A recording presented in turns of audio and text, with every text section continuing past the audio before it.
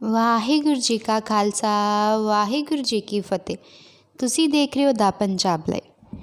ਕਹਿੰਦੇ ਨੇ ਇੱਕ ਵਾਰੀ ਇੱਕ ਬਹੁਤ ਹੀ ਧਰਮੀ ਰਾਜਾ ਰਾਜ ਕਰਿਆ ਕਰਦਾ ਸੀ। ਉਸ ਦਾ ਰੱਬ ਵਿੱਚ ਅਟਲ ਵਿਸ਼ਵਾਸ ਸੀ। ਪਰਮਾਤਮਾ ਦਾ ਨਾਂ ਲਏ ਬਗੈਰ ਉਹ ਕਦੇ ਰੋਟੀ ਵੀ ਨਹੀਂ ਸੀ ਖਾਂਦਾ। ਧਰਮ ਉਸ ਲਈ ਦੁਨੀਆ ਦੀ ਸਭ ਤੋਂ ਪਿਆਰੀ ਚੀਜ਼ ਸੀ।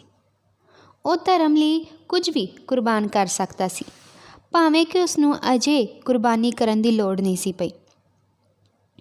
ਉਹ ਰਾਜੇ ਦਾ ਧਰਮੀ ਹੋਣਾ ਦੂਰ ਦੂਰ ਤੱਕ ਮਸ਼ਹੂਰ ਸੀ, ਕਿਉਂਕਿ ਉਹ ਦੂਰੋਂ ਨੇੜਿਓਂ ਆਏ ਹਰ ਸਾਧੂ ਸੰਤ ਮਹਾਤਮਾ ਦਾ ਸਤਿਕਾਰ ਕਰਦਾ ਸੀ। ਹੁਣ ਰਾਜੇ ਦੇ ਘਰ ਦੂਜੇ ਪੁੱਤਰ ਨੇ ਜਨਮ ਲਿਆ। ਰਾਜੇ ਨੇ ਖੁਸ਼ੀ ਵਿੱਚ ਸਾਰੇ ਨੇੜੇ ਦੂਰ ਦੇ ਸਾਰੇ ਸਾਧੂਆਂ ਨੂੰ ਸੱਦਿਆ। ਉਸ ਦੇ ਵਿੱਚ ਇੱਕ ਪੰਡਤ ਵੀ ਆਇਆ। ਉਹਨੇ ਜਦੋਂ ਸਾਰਿਆਂ ਨੂੰ ਖਾਣਾ ਖਵਾਉਣ ਤੋਂ ਬਾਅਦ ਸੋਨਾ ਚਾਂਦੀ ਦਿੱਤੇ, ਸਾਰੇ ਉਸ ਦਾ ਧੰਨਵਾਦ ਕਰਕੇ ਆਸ਼ੀਰਵਾਦ ਲੈ ਕੇ ਚਲੇ ਗਏ। ਪਰ ਇੱਕ ਪੰਡਤ ਦੀ ਵਾਰੀ ਹਜੇ ਆਉਣੀ ਸੀ। ਜਦੋਂ ਉਹ ਪੰਡਤ ਦੀ ਵਾਰੀ ਆਈ ਤਾਂ ਰਾਜੇ ਨੂੰ ਕਿਹਾ, ਪੰਡਤ ਜੀ, ਤੁਸੀਂ ਜੋ ਮੰਗੋਗੇ ਉਹ ਮਿਲੇਗਾ। ਪੰਡਤ ਕਹਿੰਦਾ, ਰਾਜਾ ਸਾਹਿਬ, ਪਹਿਲਾਂ ਬਚਨ ਦਿਓ ਕਿ ਆਪਣੀ ਕਹੀ ਗੱਲ ਪੂਰੀ ਕਰੋਗੇ। ਰਾਜਾ ਖੁਸ਼ੀ ਵਿੱਚ ਫੁੱਲਿਆ ਨਹੀਂ ਸੀ ਸਮਾਉਂਦਾ। ਉਸਨੇ ਪੰਡਤ ਨੂੰ ਬਚਨ ਦੇ ਦਿੱਤਾ। ਹੁਣ ਉਸ ਪੰਡਤ ਨੇ ਕਿਹਾ ਕਿ ਰਾਜਾ ਸਾਹਿਬ, ਤੁਹਾਨੂੰ 3 ਚੀਜ਼ਾਂ ਵਿੱਚੋਂ ਇੱਕ ਦੀ ਚੋਣ ਕਰਨੀ ਪਵੇਗੀ। ਜਾਂ ਤਾਂ ਤੁਸੀਂ ਮੈਨੂੰ ਗਾਂ ਦਾ ਮਾਸ ਲਿਆ ਕੇ ਮੈਨੂੰ ਦੇ ਦਿਓ, ਜਾਂ ਫਿਰ ਆਪਣਾ ਧਰਮ ਛੱਡ ਦਿਓ, ਜਾਂ ਫਿਰ ਰਾਜਗੱਦੀ ਛੱਡ ਦਿਓ। ਰਾਜਾ ਹੱਕਾ ਬੱਕਾ ਰਹਿ ਗਿਆ। ਉਹ ਮੂੰਹ ਵਿੱਚ ਉਂਗਲਾਂ ਪਾ ਕੇ ਸੋਚਣ ਲੱਗਾ। ਮਹਾਤਮਾ ਨੇ ਉਸ ਤੋਂ 24 ਘੰਟੇ ਦਾ ਸਮਾਂ ਸੋਚਣ ਲਈ ਦਿੱਤਾ। ਰਾਜੇ ਨੇ ਰਾਣੀ ਨਾਲ ਸਲਾਹ ਕੀਤੀ ਅਤੇ ਸੋਚ ਵਿਚਾਰ ਕੀਤੀ। ਰਾਣੀ ਕਹਿੰਦੀ ਵੀ ਗਾਂ ਦੇ ਮਾਸ ਲਿਆਉਣ ਵਰਗਾ ਕੁਕਰਮ ਤਾਂ ਆਪਾਂ ਨਹੀਂ ਕਰ ਸਕਦੇ। ਦੂਜੀ ਗੱਲ, ਆਪਾਂ ਧਰਮ ਵੀ ਨਹੀਂ ਕਦੀ ਛੱਡਣਾ।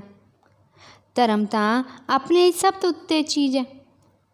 ਆਪਾਂ ਇੱਕੋ ਗੱਲ ਕਰ ਸਕਦੇ ਹਾਂ, ਇਹ ਰਾਜਗੱਦੀ ਛੱਡ ਦਈਏ। ਅਗਲੇ ਦਿਨ ਰਾਜੇ ਨੇ ਮਹਾਤਮਾ ਨੂੰ ਆਪਣਾ ਫੈਸਲਾ ਸੁਣਾ ਦਿੱਤਾ ਕਿ ਸੰਤ ਜੀ, ਮੇਰਾ ਆਹ ਫੈਸਲਾ, ਰਾਜਗੱਦੀ ਛੱਡ ਸਕਦਾ, ਪਰ ਜਿਹੜੀਆਂ ਦੂਜੀਆਂ 2 ਗੱਲਾਂ ਨੇ ਨਾ, ਉਹ ਨਹੀਂ ਕਰ ਸਕਦਾ। ਉਹ ਮਹਾਤਮਾ ਨੇ ਐਲਾਨ ਕਰ ਦਿੱਤਾ ਕਿ ਰਾਜਗੱਦੀ ਛੱਡ ਚੁੱਕਿਆ। ਮੈਂ ਹੁਣ ਇਹ ਰਾਜ ਆਪ ਸੰਭਾਂਗਾ, ਆਪਣੇ ਹੱਥ ਲੈਂਦਾ, ਅਤੇ ਰਾਜੇ ਨੂੰ ਹੁਕਮ ਕਰਦਾ ਹੈ ਕਿ ਉਹ ਹੁਣੇ ਹੀ ਆਪਣੇ ਪਰਿਵਾਰ ਸਮੇਤ ਇੱਥੇ ਤਨ 'ਤੇ ਕੱਪੜੇ ਸਿਰਫ ਪਾ ਕੇ ਤੇ ਬਾਹਰ ਚਲਾ ਜਾਏ।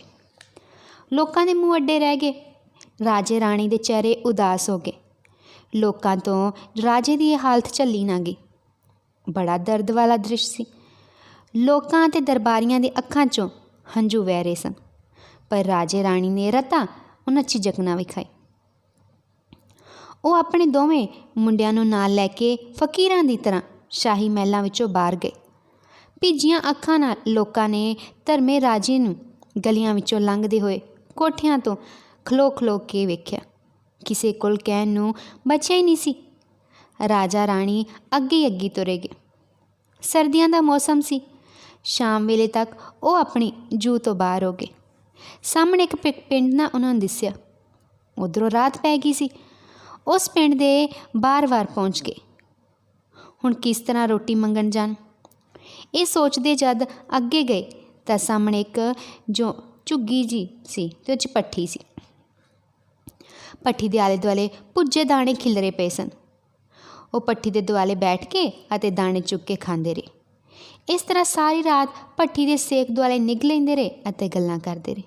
ਰਾਜਾ ਕਹਿੰਦਾ, ਪਰਮਾਤਮਾ, ਆਪਣੇ ਭਗਤਾਂ 'ਤੇ ਜੇ ਤੂੰ ਦੁੱਖ ਦੇਣਾ ਹੈ ਤਾਂ ਉਹਨਾਂ ਨੂੰ ਦੁੱਖ ਦੇਣਾ ਨਾ ਤਾਂ ਤੂੰ ਉਹਨਾਂ ਨੂੰ ਪਰਖਦਾ ਹੈ, ਤੂੰ ਉਹਨਾਂ ਦੀ ਪ੍ਰੀਖਿਆ ਲੈਣਾ। ਜੇ ਆਪਣੀ ਕਿਸਮਤ 'ਚ ਰਾਜ ਹੋਇਆ ਤਾਂ ਆਪਾਂ ਨੂੰ ਰਾਜ ਦੁਬਾਰਾ ਮਿਲ ਜਾਵੇਗਾ। ਇਸ ਤਰ੍ਹਾਂ ਉਹ ਰਾਣੀ ਨੂੰ ਅਤੇ ਬੱਚਿਆਂ ਨੂੰ ਦਿਲਾਸਾ ਦਿੰਦਾ। ਦਿਨ ਚੜ੍ਹਿਆ ਤਾਂ ਜਦੋਂ ਉਹ ਜੋ ਭੱਠੀ ਧਾਂਦੀ ਸੀ ਉਹ ਆਈ। ਦੇਖ ਕੇ ਹੈਰਾਨ ਰਹਿ ਗਈ ਕਿ ਭੱਠੀ ਦਾ ਸਾਰਾ ਬਾਲਣ ਮਚਿਆ ਪਿਆ। ਉਹ ਰਾਜੇ ਰਾਣੀ ਨੂੰ ਬੁਰਾ ਭਲਾ ਕਹਿਣ ਲੱਗੀ। ਉਹਨਾਂ ਨੇ ਉਹ ਜੋ ਭੱਠੀ ਧਾਉਣ ਵਾਲੀ ਸੀ ਆਪਣੀ ਰਾਤ ਕੱਟਣ ਦੀ ਮਜਬੂਰੀ ਦੱਸੀ ਅਤੇ ਕਿਹਾ ਕਿ ਸਾਨੂੰ ਆਪਣਾ ਨੌਕਰ ਬਣਾ ਲੈ। ਉਹ ਜੋ ਭੱਠੀ ਧਾਂਦੀ ਸੀ ਉਹਨੂੰ ਬਾਲਣ ਢੋਣ ਦੀ ਉਹਨੂੰ ਦਿੱਕਤ ਸੀ, ਇਸ ਲਈ ਉਹ ਮੰਨ ਗਈ। ਉਹਨੇ ਰਾਜਾ ਰਾਣੀ ਨੂੰ ਨੌਕਰ ਰੱਖ ਲਿਆ। ਰਾਜਾ ਰੋਜ਼ਾਨਾ ਬਾਹਰ ਬਾਲਣ ਢੋਣ ਦਾ ਕੰਮ ਕਰਨ ਲੱਗਾ। ਅਜੀਬ ਰੰਗ ਨੇ ਕੁਦਰਤ ਦੇ। ਇਸ ਤਰ੍ਹਾਂ ਕੋਈ 1 ਸਾਲ ਬੀਤ ਗਿਆ।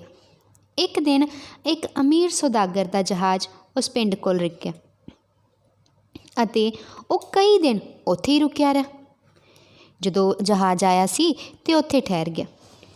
ਸੌਦਾਗਰ ਪਿੰਡ ਵਿੱਚ ਕਿਸੇ ਕੰਮ ਆਇਆ ਤਾਂ ਜੋ ਭੱਠੀ ਧਾਉਂਦੀ ਸੀ ਉਹਦੇ ਘਰ ਬੈਠੀ ਰਾਣੀ ਉਸ ਦੀ ਨਿਗਾਹ ਚੜ੍ਹ ਗਈ। ਉਹ ਉਸ ਦਾ ਰੰਗ ਰੂਪ ਦੇਖ ਕੇ ਦੰਗ ਰਹਿ ਗਿਆ। ਉਸਨੇ ਪਤਾ ਕੀ ਕੀਤਾ ਵੀ ਉਹਦੇ ਜੋ ਭੱਠੀ ਧਾਉਣ ਵਾਲੀ ਸੀ ਉਹਦੇ ਨਾਲ ਗੱਲ ਕੀਤੀ ਵੀ ਪੈਸੇ ਦੇ ਲਾਲਚ ਵਿੱਚ ਆ ਗਈ। ਕਾਫੀ ਪੈਸੇ ਲੈ ਕੇ ਨਾ ਕੁਝ ਦਿਨਾਂ ਲਈ ਰਾਣੀ ਨੂੰ ਜਹਾਜ਼ ਵਿੱਚ ਪਾਣੀ ਢੋਣ ਦਾ ਕੰਮ ਦਿੱਤਾ। ਉਹ ਸੌਦਾਗਰ ਦੀ ਜੋ ਬਦਨੀਅਤ ਸੀ। ਇੱਕ ਦਿਨ ਰਾਣੀ ਜਦੋਂ ਦੂਰ ਡੱਬੇ ਵਿੱਚ ਪਾਣੀ ਦੇ ਘੜੇ ਰੱਖਣ ਗਈ ਤਾਂ ਸੌਦਾਗਰ ਨੇ ਜਹਾਜ਼ ਤੋਰ ਲਿਆ। ਇਸ ਤਰ੍ਹਾਂ ਰਾਣੀ ਜਹਾਜ਼ ਵਿੱਚ ਹੀ ਰਹਿ ਗਈ।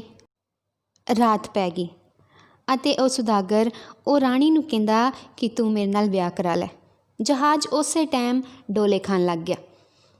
ਉਹ ਕਹਿੰਦਾ ਕਿ ਹੁਣ ਮੇਰੇ ਨਾਲ ਤੈਨੂੰ ਵਿਆਹ ਤਾਂ ਕਰਾਉਣਾ ਹੀ ਪੈਣਾ। ਜਹਾਜ਼ ਡੁੱਬਣ ਦੇ ਕਿਨਾਰੇ ਆ ਗਿਆ। ਰਾਣੀ ਵੀ ਬੜੀ ਸਮਝਦਾਰ ਸੀ। ਰਾਣੀ ਨੇ ਆਪਣਾ ਧਰਮ ਬਚਾ ਕੇ ਰੱਖਿਆ ਸੀ। ਜਦੋਂ ਸੌਦਾਗਰ ਜਿੱਦ ਕਰਨ ਲੱਗ ਗਿਆ ਤਾਂ ਰਾਣੀ ਨੇ ਆਫਤ ਸਿਰ ਤੋਂ ਟਾਲਣ ਲਈ ਕਹਿਤਾ, ਅੱਛਾ ਮੈਨੂੰ 3 ਸਾਲ ਦੇ ਦੇ, ਉਸ ਤੋਂ ਬਾਅਦ ਮੈਂ ਤੇਰੀ ਪਤਨੀ ਬਣ ਜਾਵਾਂਗੀ। ਸੌਦਾਗਰ ਵੀ ਡਰਦਾ ਮੰਨ ਗਿਆ। ਜਹਾਜ਼ ਫਿਰ ਉੱਤੇ ਤਰਨ ਲੱਗ ਗਿਆ। ਉਧਰ ਜਦ ਸ਼ਾਮ ਨੂੰ ਰਾਜਾ ਘਰ ਆਇਆ ਤੇ ਰਾਣੀ ਗਾਇਬ ਸੀ। ਉਸਨੇ ਭੱਠੀ ਧਾਉਣ ਵਾਲੇ ਨੂੰ ਪੁੱਛਗਿੱਛ ਕੀਤੀ ਤਾਂ ਉਸਨੇ ਗੋਲਮੋਲ ਉੱਤਰ ਦੇ ਦਿੱਤੇ। ਕਹਿੰਦੀ ਜਹਾਜ਼ 'ਚ ਪਾਣੀ ਰੱਖਣ ਜਾਇਆ ਕਰਦੀ ਸੀ ਪਰ ਅੱਜ ਮੁੜ ਕੇ ਨਹੀਂ ਆਈ। ਉਹ ਵੀ ਰਾਜਾ ਸੀ।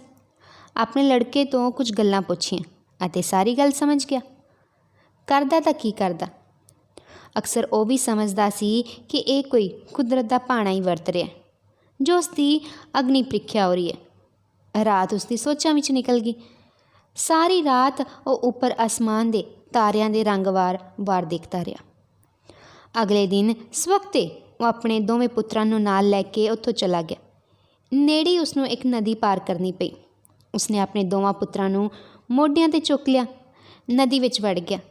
ਅਚਾਨਕ ਮੰਦਭਾਗਿਆਂ ਨੂੰ ਨਦੀ ਵਿੱਚ ਇੱਕ ਜ਼ੋਰ ਦੀ ਛਾਲ ਆਈ ਜਿਸ ਨੇ ਰਾਜੇ ਦੇ ਪੈਰ ਕੱਢ ਦਿੱਤੇ। ਦੋਵੇਂ ਪੁੱਤਰ ਨਦੀ ਵਿੱਚ ਰੁੜ ਗਏ। ਹੁਣ ਹੋਣੀ ਨੂੰ ਕੌਣ ਟਾਲ ਸਕਦਾ ਸੀ। ਉਹ ਆਪ ਮਸਾਂ ਹੋਬਿਆਂ ਲੈਂਦਾ ਹੋਇਆ ਕਿਨਾਰੇ ਲੱਗਿਆ ਅਤੇ ਘਾਹ ਨੂੰ ਹੱਥ ਪਾ ਕੇ ਮਸਾਂ ਬਾਹਰ ਨਿਕਲਿਆ। ਉਹ ਅੱਧਾ ਬੇਹੋਸ਼ੀ ਜਿਹੀ ਹਾਲਤ ਵਿੱਚ ਉਹ ਕਿੰਨਾ ਚਿਰ ਨਦੀ ਦੇ ਕਿਨਾਰੇ ਪਿਆ ਰਿਹਾ। ਉਹ ਆਪਣੇ ਪੁੱਤਰਾਂ ਨੂੰ ਯਾਦ ਕਰਕੇ ਫਿਰ ਬੇਹੋਸ਼ ਹੋ ਗਿਆ। ਉਹ ਕਿੰਨਾ ਚਿਰ ਅਸਮਾਨ ਵੱਲ ਤੱਕਦਾ ਰਿਹਾ। ਫਿਰ ਉਹ ਹੌਸਲਾ ਕਰਕੇ ਉੱਠਿਆ। ਸਾਹਮਣੇ ਜੋ ਸੀ ਛਿਪਦੇ ਪਾਸੇ ਉਹਨੇ ਇੱਕ ਸ਼ਹਿਰ ਦਿਸਦਾ ਸੀ। ਉਹ ਚੁੱਪਚਾਪ ਉੱਧਰ ਨੂੰ ਤੁਰ ਪਿਆ। ਕੁਦਰਤ ਸੀ ਉਸ ਸ਼ਹਿਰ ਦਾ ਰਾਜਾ ਮਰ ਗਿਆ ਸੀ ਅਤੇ ਉੱਥੋਂ ਦੇ ਲੋਕਾਂ ਨੇ ਇਹ ਫੈਸਲਾ ਕੀਤਾ ਕਿ ਜਿਹੜਾ ਵੀ ਬਾਹਰ ਦਾ ਬੰਦਾ ਸਵੇਰੇ ਪੂਰਬ ਵਾਲੇ ਪਾਸੇ ਉਸ ਸ਼ਹਿਰ ਵਿੱਚ ਆਏਗਾ ਉਸ ਨੂੰ ਰਾਜਾ ਬਣਾ ਦਿੱਤਾ ਜਾਏਗਾ। ਉੱਧਰੋਂ ਲੋਕ ਚੜ੍ਹਦੇ ਪਾਸੇ ਨੂੰ ਆ ਰਹੇ ਸਨ। ਇੱਧਰੋਂ ਰਾਜਾ ਆ ਰਿਹਾ ਸੀ। ਉਹ ਇੱਧਰੋਂ ਜਾਣ ਵਾਲਾ ਪਹਿਲਾ ਬੰਦਾ ਸੀ। ਲੋਕ ਉਸਨੂੰ ਸਤਿਕਾਰ ਨਾਲ ਲੈ ਕੇ ਆਏ ਅਤੇ ਰਾਜਗੱਦੀ 'ਤੇ ਬਿਠਾ ਦਿੱਤਾ। ਇਸ ਤਰ੍ਹਾਂ ਉਹ ਮੁੜ ਰਾਜਾ ਬਣ ਗਿਆ। ਉੱਧਰ ਉਸਦੇ ਦੋਵੇਂ ਪੁੱਤਰ ਅਗਲੇ ਘਾਟ 'ਤੇ ਹੀ ਉਸੇ ਸ਼ਹਿਰ ਦੀ ਧੋਬੀ ਨੇ ਕੱਢ ਲਏ ਸਨ। ਉਹਨੇ ਬੱਚਿਆਂ ਦਾ ਚੰਗਾ ਪਾਲਣ ਪੋਸ਼ਣ ਕੀਤਾ। ਫਿਰ ਸਕੂਲ ਪੜ੍ਹਨੇ ਪਾ ਦਿੱਤੇ। ਕੁਝ ਸਮਾਂ ਬੀਤਿਆ ਅਤੇ ਅਚਾਨਕ ਇੱਕ ਦਿਨ ਸੌਦਾਗਰ ਉਸ ਸ਼ਹਿਰ ਵਿੱਚ ਇੱਕ ਜਹਾਜ਼ ਲੈ ਕੇ ਆਇਆ। ਸਮੁੰਦਰੀ ਜਹਾਜ਼ ਵਿੱਚ ਕੀਮਤੀ ਮਾਲ ਲੱਦਿਆ ਹੋਇਆ ਸੀ। ਉਸਨੇ ਰਾਜੇ ਕੋਲੋਂ ਸੁਰੱਖਿਆ ਦੀ ਮੰਗ ਕੀਤੀ। ਰਾਜੇ ਨੇ ਕਿਹਾ ਕਿ ਵੱਡੀ ਸੈਨਾ ਤਾਂ ਸਰਹੰਦ 'ਤੇ ਲੱਗੀ ਹੋਈ ਹੈ, ਇਸ ਲਈ ਤੂੰ ਛੋਟੀ ਸੈਨਾ ਲੈ ਲੈ। ਇਸ ਤਰ੍ਹਾਂ ਰਾਤ ਦੇ ਪਹਿਰੇ ਲਈ ਜਹਾਜ਼ ਉੱਪਰ ਸਕੂਲੀ ਬੱਚਿਆਂ ਦੀ ਡਿਊਟੀ ਲਗਾ ਦਿੱਤੀ। ਇਸ ਜਹਾਜ਼ ਵਿੱਚ ਉਹ ਰਾਣੀ ਵੀ ਸਵਾਰ ਸੀ। ਕੁਦਰਤੀ ਰਾਜੇ ਦੇ ਬੱਚਿਆਂ ਦੀ ਡਿਊਟੀ ਉਸ ਡੱਬੇ ਵਿੱਚ ਲੱਗ ਗਈ ਜਿਸ ਵਿੱਚ ਸੌਦਾਗਰ ਅਤੇ ਰਾਣੀ ਸਨ। ਰਾਤ ਨੂੰ ਡਿਊਟੀ ਦਿੰਦੇ ਜਦ ਬੱਚਿਆਂ ਨੂੰ ਨੀਂਦ ਆਉਣ ਲੱਗੀ ਤਾਂ ਛੋਟਾ ਲੜਕਾ ਕਹਿੰਦਾ, ਭਰਾਵਾ ਕੋਈ ਗੱਲ ਸੁਣਾ, ਆਪਣੀ ਰਾਤ ਲੰਘ ਜਾਵੇ। ਤਾਂ ਵੱਡਾ ਲੜਕਾ ਕਹਿੰਦਾ, ਵੀਰਾ ਕੀ ਸੁਣਾਵਾਂ, ਹੱਡ ਬੀਤੀ ਕਿ ਜੱਗ ਬੀਤੀ। ਦੂਜਾ ਕਹਿੰਦਾ, ਭਰਾਵਾ ਆਪਾਂ ਜੱਗ ਬੀਤੀ ਤੋਂ ਕੀ ਲੈਣਾ, ਤੂੰ ਹੱਡ ਬੀਤੀ ਸੁਣਾ। ਫਿਰ ਵੱਡੇ ਲੜਕੇ ਨੇ ਆਪਣੇ ਛੋਟੇ ਭਰਾ ਨੂੰ ਆਪਣੀ ਸਾਰੀ ਦੁੱਖ ਭਰੀ ਜੋ ਵੀ ਕਹਾਣੀ ਸੀ ਸੁਣਾ ਦਿੱਤੀ। ਰਾਣੀ ਨੂੰ ਪਤਾ ਲੱਗ ਗਿਆ ਕਿ ਇਹ ਤਾਂ ਉਸ ਦੇ ਹੀ ਬੱਚੇ ਨੇ। ਸਵੇਰੇ ਜਾ ਰਾਣੀ ਨੇ ਰਾਜੇ ਨੂੰ ਕਿਹਾ ਕਿ ਜਿਨ੍ਹਾਂ ਬੱਚਿਆਂ ਦੀ ਰਾਤ ਡਿਊਟੀ ਲੱਗੀ ਸੀ, ਉਹ ਡੱਬੇ ਵਿੱਚ ਲੱਗੀ ਸੀ, ਉਹ ਮੇਰੇ ਬੱਚੇ ਹਨ। ਸਬੂਤ ਵਜੋਂ ਉਹਨਾਂ ਦੀ ਜੋ ਕਹਾਣੀ ਸੁਣੀ ਜਾਵੇ ਜਿਹੜੀ ਉਹਨਾਂ ਨੇ ਰਾਤ ਨੂੰ ਸੁਣਾਈ ਸੀ। ਦੋਵਾਂ ਬੱਚਿਆਂ ਨੂੰ ਬੁਲਾਇਆ ਗਿਆ। ਵੱਡੇ ਨੇ ਉਹ ਸਾਰੀ ਕਹਾਣੀ ਸੁਣਾਈ। ਹੁਣ ਰਾਜੇ ਨੇ ਵੀ ਸਾਰੀ ਗੱਲ ਦਾ ਪਤਾ ਲੱਗ ਗਿਆ ਸੀ। ਪਰ ਧੋਬੀ ਕਹੀ ਨਹੀਂ, ਇਹ ਬੱਚੇ ਤਾਂ ਮੇਰੇ ਹਨ। ਰਾਜਾ ਰਾਣੀ ਇੱਕ ਦੂਜੇ ਦੇ ਮੂੰਹ ਵੱਲ ਤੱਕਣ ਲੱਗੇ।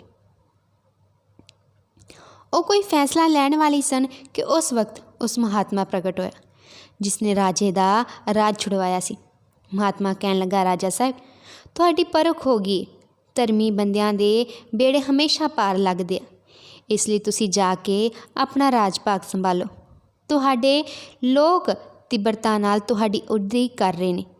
ਇਸ ਸ਼ਹਿਰ ਦੇ ਲੋਕਾਂ ਨੂੰ ਤੁਹਾਡੀ ਕਹਾਣੀ ਮੈਂ ਸੁਣਾਵਾਂਗਾ।